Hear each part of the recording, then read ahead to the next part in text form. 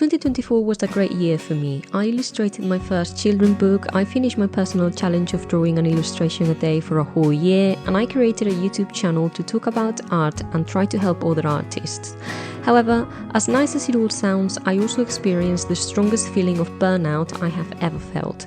Hello creative people, welcome back to the channel. This is Everly Green, I'm a Spanish illustrator, and I wanted to start 2025 having an honest conversation about what last year felt for me as an artist. I like being positive and encouraging other artists to create as much as they can, but I think that sometimes it is necessary to be realistic about what is going on behind cameras. I think 2024 was a year full of achievements at a professional level for me, but I also think that all that creating did come at a price because I felt really burnt out, especially in the second half of the year. I felt creatively drained and uninspired, I lacked motivation for drawing, I was a bit overwhelmed by the pressure to create content, and I felt incredibly tired. So I had to come up with some strategies to try and fix that situation. That's why today I want to share with you 5 things that truly help me overcome burnout, and they may also help you if you find yourself in a similar situation. The first thing I did was reevaluating my goals and priorities. When I finished my daily drawing challenge, I felt like not drawing every day was a bit of a waste of my time. I felt like I needed to be more productive, but at the same time I was starting out here on YouTube, so I ended up dedicating some more extra hours to my videos on top of the hours I already spent drawing. But I soon realized that was quite unsustainable. So after reevaluating the situation, I decided that I was going to do 2 to 3 illustrations a week rather than 7, and then dedicate the rest of my time to creating videos. This way I could still work on my art every day, but without the pressure of having to upload content every single day of the week. The second thing I did was setting realistic expectations. Looking back, I realized that I had set the bar way too high for myself. I expected to be constantly creating, constantly improving, and constantly producing content. But working 7 days a week is just not realistic. My creative energy is going to go up and down, and that is normal. So it is okay not to feel inspired every day. And if I'm not feeling it, I just don't force it. And that takes me to the next strategy to overcome burnout, which is focusing on self-care and rest. I think this is essential for recovering from burnout and maintaining overall well-being.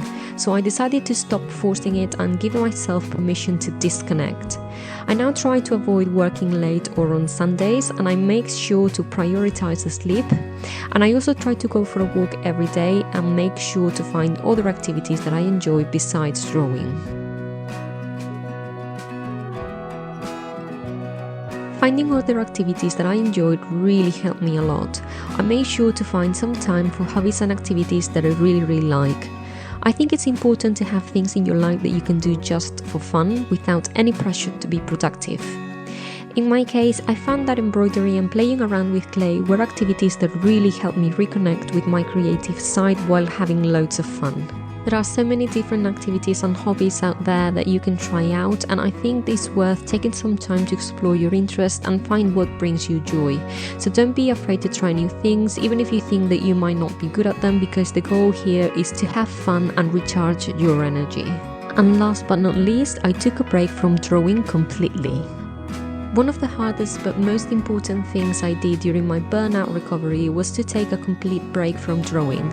And I say it was one of the hardest things to do for me because the idea of stopping felt like I was going to lose my skills and my discipline. But I decided to take a rest for the last 2.5 weeks of 2024, and during my break I really focused on other things that I really enjoyed, and I spent some time with my friends and family, I went hiking in nature, and I finally had time to catch up on some films and books that I had been wanting to see and read.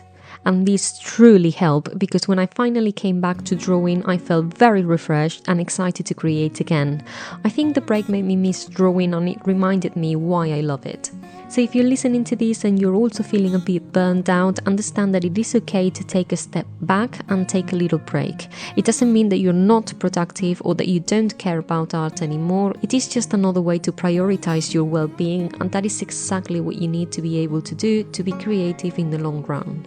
So there you have it. Those are the 5 things I did to overcome burnout. I feel much better now after following those guides, and I am really looking forward to seeing what 2025 has in store for me creatively. But tell me, have you ever experienced burnt out? If so, what did you do to fix that? Let us know in the comments so we can all learn together. And if you found this video useful, don't forget to give it a thumbs up, subscribe to the channel and activate the notifications so you don't miss another artsy video.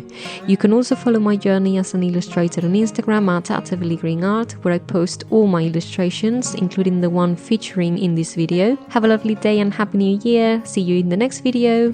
Bye!